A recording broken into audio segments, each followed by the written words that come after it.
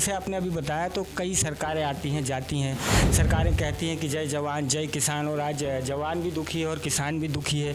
उसके बाद बेरोजगारों की हालत बढ़ती जा रही है, बेरोजगारी बढ़ती जा रही है, बेरोजगार युवा रोडों पर भीख मांग रहा है, आत्महत्या कर रहा है। मध्य प्रदेश की ज़मीनी भूमि पर अभी कम से कम 2000 से ऊपर युवाओं ने बेरोजगारी से तंग आकर, कर्जे से तंग आकर लोगों ने आत्महत्याएँ की हैं। इन सब चीज़ों को आप किस नज़रिए से देखते हैं?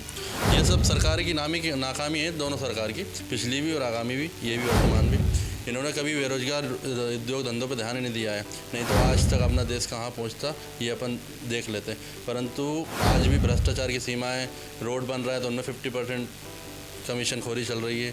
कोई भी काम बिल्डिंग का हो रहा है तो उसमें 50% कभी बिल्डिंग गिर जाती है, कभी पुल गिर जाते हैं, कभी रोड टूट जाते हैं। तो हर जगह तहस से हॉस्पिटल चल जाओ, चाहे शिक्षा में चल जाओ, और हर जगह महंगाई बढ़ गई है, लेकिन किसानों के लिए कहीं दाम उचित नहीं है। तो सबका जब दाम तय है तो किसान का दाम भी अच्छा तय होना चाहिए। सबकी पेमेंट तय, तनख्वाह 10,000 वाला लाख पे पहुंच गया है, लेकिन किसान वहीं है आज भी। मध्य प्रदेश में चुनावी बिगुल बज चुका है और मध्य प्रदेश की राजधानी भोपाल में हुजूर विधानसभा में इस वक्त हमारी टीम है। यहाँ युवा नेताओं का काफ़ी जो है बोलबाला है, और ऐसे ही एक युवा साथी जो इस बार चुनाव प्रत्याशी के रूप में लोगों के बीच में जा रहे हैं और युवाओं को मनाने में लगे हुए हैं, क्योंकि आगामी जो सरकार है किसकी होगी ये तो बाद में डिसाइड होगा, लेकिन पूर्व सरकार ने जिस तरीके से युवा बेरोजगारों के साथ, युवाओं के साथ छल किया है, उसके लिए अब युवा जो हैं इस बार चुनाव में खुद ही उतरे हैं ताकि वो सरकार को मुंह तोड़ जवाब दे सकें। ऐसे ही एक युवा हमारे साथ यहाँ पर हैं जिनका नाम है राहुल मारन, और राहुल मारन इस बार इन युवाओं की लड़ाई लड़ने के लिए आगे आए हैं और उन्होंने इस बार अपनी दावेदारी पेश की है और वो चुनाव इस बार हुजूर विधानसभा से लड़ेंगे। राहुल जी, आपका स्वागत है। इस बार आप चुनाव लड़ने वाले हैं, तो किस पार्टी से लड़ेंगे और क्या रणनीति के तहत लड़ेंगे? रणनीति तो अपनी अभी ये इतनी सारी समस्याएं जो जनता की चल रही है, महंगाई से लेके तो बेरोजगार और क्या बोलते हैं किसानों की समस्याएं, ये सब ध्यान में रखते हुए इस पर लड़ना है मुझे चुनाव। क्योंकि किसानों का जो सोयाबीन आज से 10 साल पहले रेट था वही रेट आज है। सोयाबीन का तेल 200 रुपये मिलता है, लेकिन सोयाबीन जो पैदा करता है उस आदमी को 40 रुपये देना, बेचारे को 40 रुपये मिलता है। तो ये बहुत बड़ा डिफरेंस है। सरकार को इसमें समझ ही नहीं रही कि जो पैदा कर रहा है वो 40 रुपये पा रहा है और जो मशीन में डाल के बेच रहा है वो 160 गुना, मतलब 160 रुपये प्राप्त कर रहा है। और इसके बाद जब महंगाई बढ़ रही है तो किसान की फसलों का दाम क्यों नहीं बढ़ रहा है? वो वहीं के वहीं है आज तक। स्कूल शिक्षा कितनी महंगी हो गई, आज किसान कैसे पढ़ाएगा? किसान सबसे ज़्यादा मौत किसान की हो रही है आत्महत्या से। क्यों हो रही है? क्योंकि इन्हीं के कारण कमजोरी सरकार की है। तो इन सब पे ध्यान रखते हुए मुझे ये करना है। और पार्टी अभी मेरी थोड़ा चल रहा है मामला, पार्टी का डिसाइड नहीं है अभी, टिकट जिससे मेरा हो जाएगा। अगर पार्टी टिकट नहीं देती है फिर निर्दलीय भी है अपना, तो आखिरी ऑप्शन निर्दलीय का है। मतलब पूरा मूड बना, पूरा मूड है, हाँ पूरा मूड है। क्योंकि इतना भ्रष्टाचार अपन देख नहीं सकते। किसानों पे बिजली के केस लग रहे हैं, बिजली 25 पैसे में बढ़ती है। मैंने कितने किसान खजूरी से जेल में डाला गया, बेरसिया से जेल में डाला गया अपने वालों को।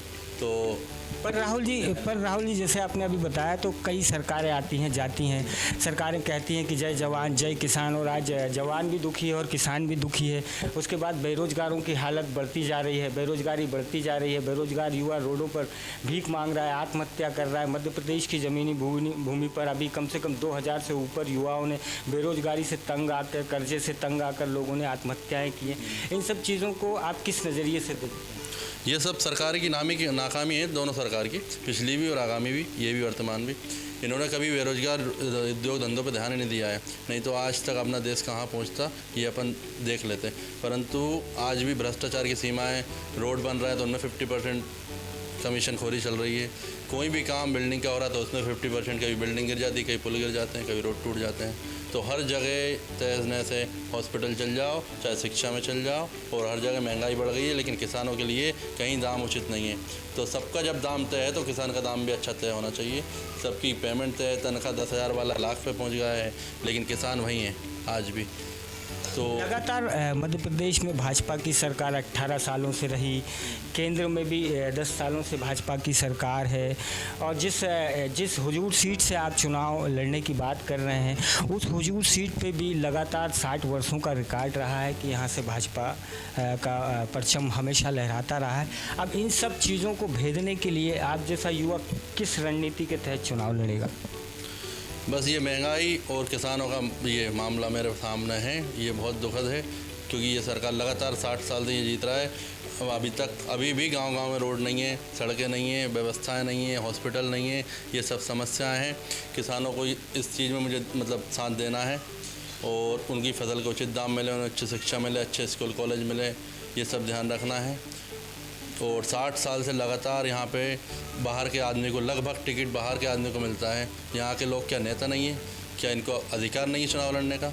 तो पार्टी हमेशा बाहर के आदमी को टिकट देती थी ऊपर से, और बस बेचारे गांव की भोली वाली जनता वहीं वोट देती है हर बार, और एक ही चेहरा बनता है हर बार भाजपा का।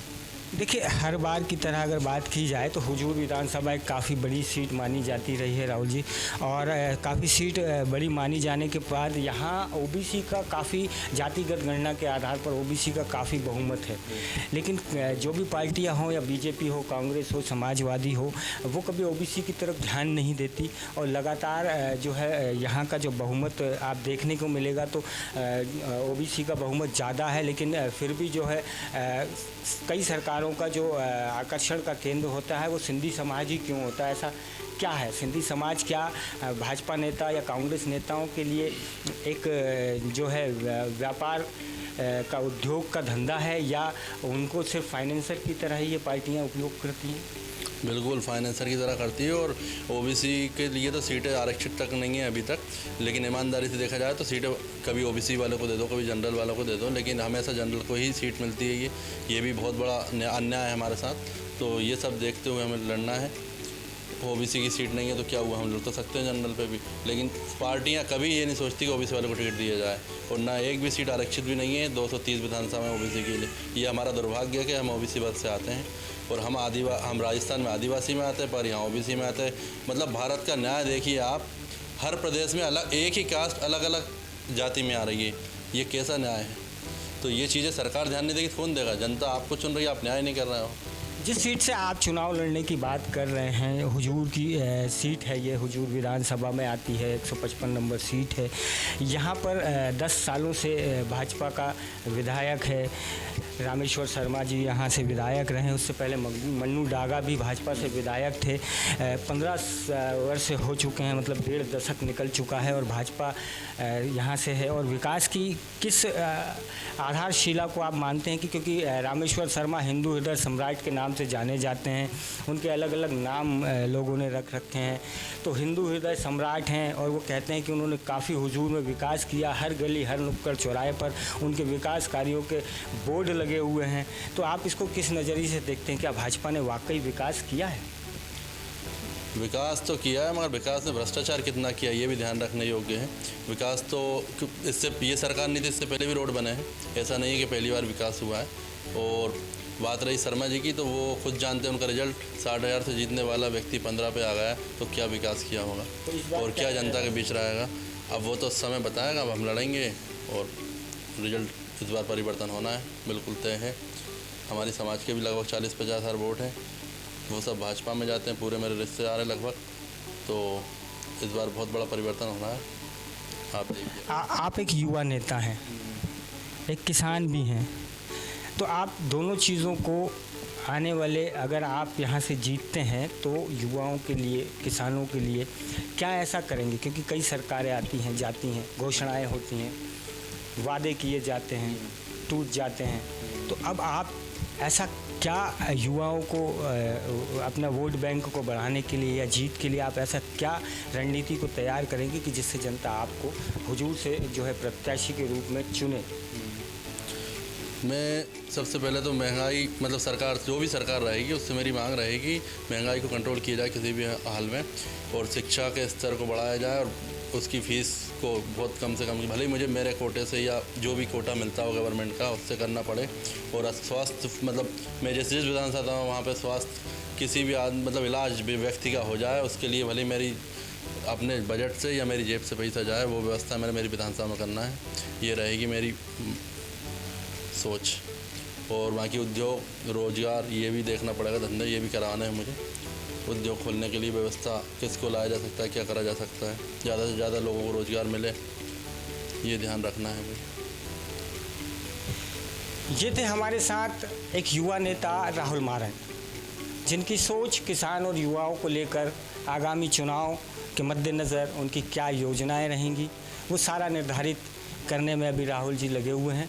और जल्द ही अगर चुनाव में प्रत्याशी के रूप में राहुल खड़े होते हैं, चाहे निर्दलीय या जिस भी पार्टी से वो लड़ना चाहेंगे, अगर उनको टिकट मिलता है तो वो लड़ेंगे और उसके बाद जो है युवाओं की रणनीति को तैयार करेंगे। अब देखना यह है कि क्या जनता राहुल मारन जी को अपना कीमती बहुमत देकर हुजूर से जिताएगी। कैमरामैन राहुल के साथ भोपाल से Rajendra Singh Jadaun, A Today news के लिए।